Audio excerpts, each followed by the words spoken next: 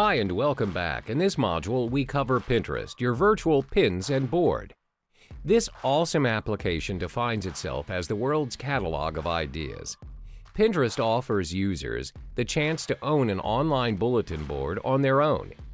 Users can keep almost anything they find on the internet and pin it on their boards. Blog posts, videos, ads, and news, anything with active permalinks, are shareable using Pinterest. Many users are inspired by Pinterest, and this includes online businesses. In fact, almost 50% of U.S. online shoppers have made purchases recommended by Pinterest. Pinterest has also proven its capability to attract customers to various online businesses, thus increasing sales. Let's have a look at this image. This is Pinterest, the new social network kid who just moved into the social network block. This interface may be unfamiliar to some of you, but did you know Pinterest grabs more than 1,000 viewers in a minute? Pinterest was only launched in 2010, and within 5 years, it managed to get more than 15 million viewers and an increase of over 145% of users since 2012. According to studies, 2 years after its launch, Pinterest was dubbed the new leading referral traffic generator at an increase of 3.6%. Twitter is barely edging over 0.1% towards the newcomer within the same year. Their mobile application itself has been downloaded up to 100 million users in 2017. Most giants out there like National Geographic, Amazon.com, and even Nike Women have already signed up for Pinterest.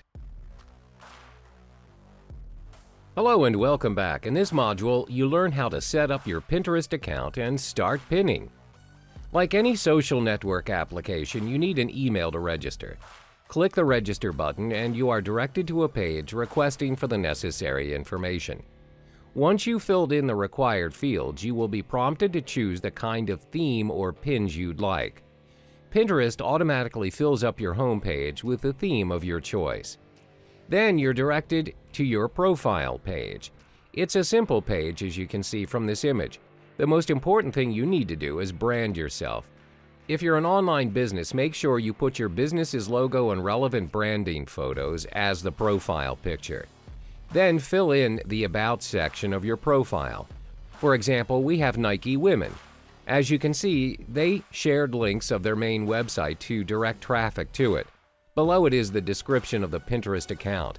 Supposedly, you would find the equipment and motivations you need to push your training to the next level. It portrays ample clarity of what users will expect when they visit the profile. That's an example of how you want to describe your Pinterest profile. So take it up a notch. All you need now is to create your own boards. Your boards can be anything so long as you label them according to your objective. There are no black and white rules on how you want to name your boards, but it's crucial for you to understand that Pinterest search is based on keywords and tags. Say, for example, your business provides recycling services, and one of your boards is labeled Recycling 101 or Recycling Act Around the World. Both titles contain the subject matter of your profile, which is recycling. When users look up recycling ideas, your boards are shown in the search list. Notice how most social network hubs have their own unique interface and user options.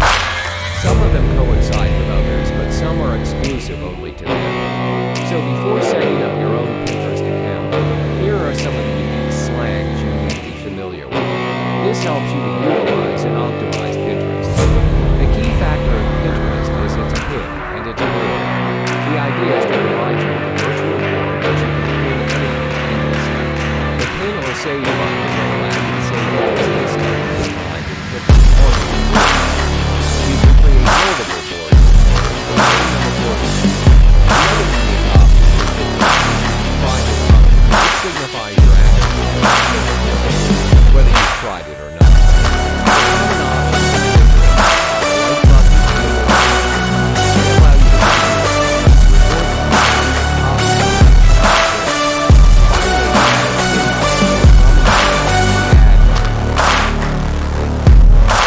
Hi and welcome back.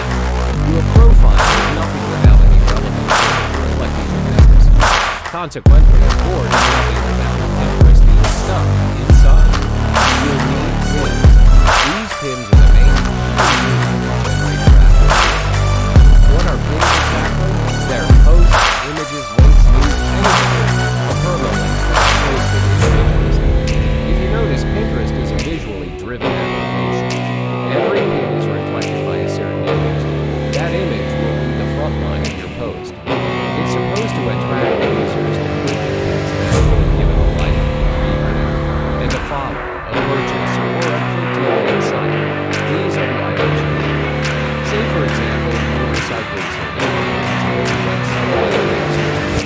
further with the purchase of every recyclable item. You want to promote users buying recyclable notebooks and you link it to your Pinterest account. Step 1, go to your Pinterest profile page and click the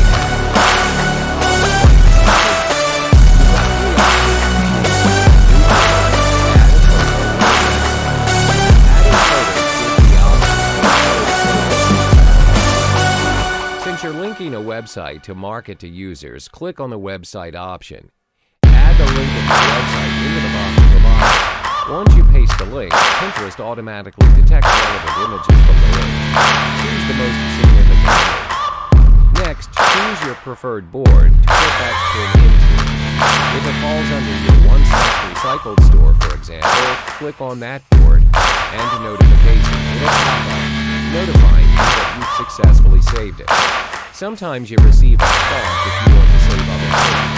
You may do so, but if you don't, click the X button on the top left corner of the prompt window. If you want to edit your saved pins, click on the pin and you will see 5 options underneath your pin. Click on the pencil image button to bring up the edit pin window. Once you've done, click on the save button and you're all set.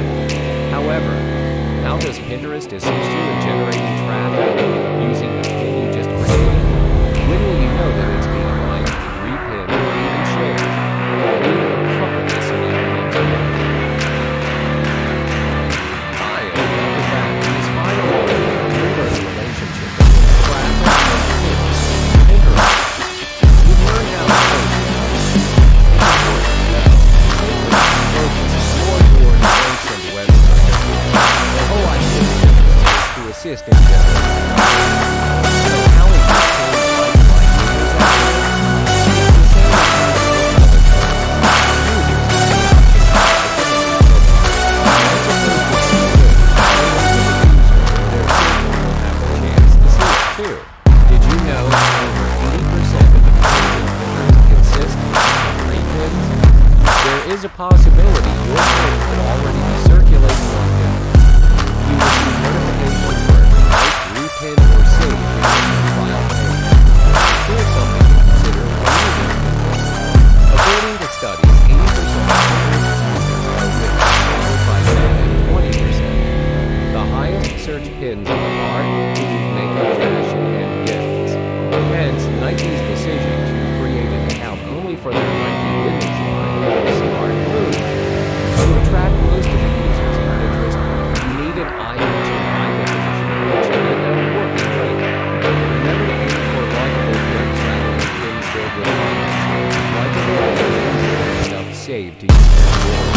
Posts on Pinterest won't show you how many likes and views you have, but it will show you how you have saved to other boards. That's great.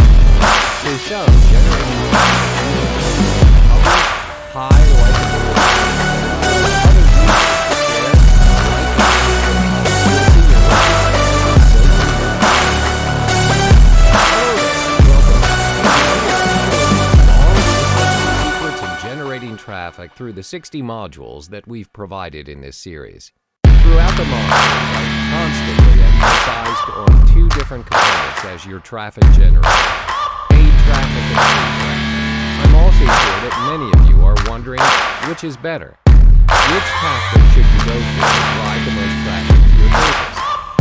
Let's weigh your choices by listing out the pros and cons of both channels. There are always 2 sides of the story in anything that you choose.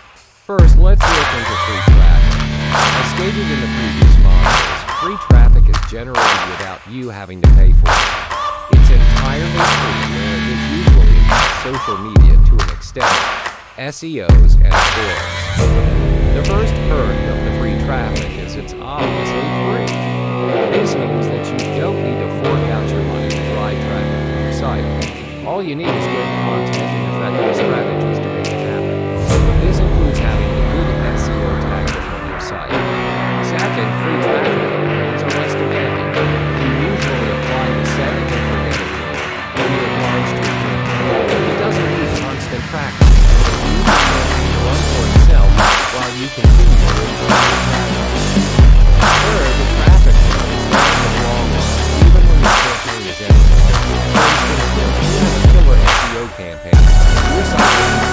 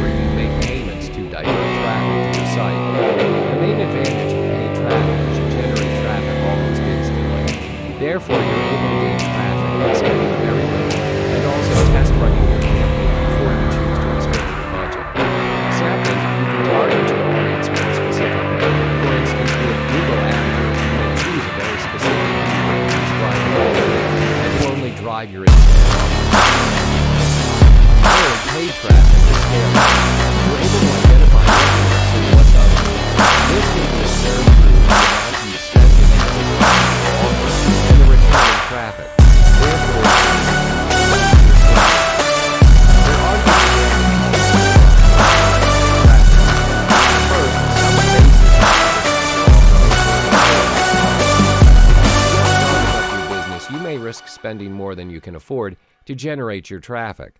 Second, you're depending on cash flow. Therefore, to run another set of adverts to generate traffic, you have to wait for your payout. As a result, your traffic is dependent on when you run your advertising. Having listed out the pros and cons of those traffic sources, which one is best for your business or website? Well, before coming up with a decision, you need to understand that none is superior to the other, as each of them has their own ways to deliver traffic. There's no rule that says you can't do both. As investors and business owners, our main goal is to maximize the return on our investment and minimize the loss. For starters, it's best if you scale small by utilizing free traffic as your generator. When you have accumulated your budget, you can then test on your offer using paid traffic vehicles. Always remember, no traffic source is free, as content marketing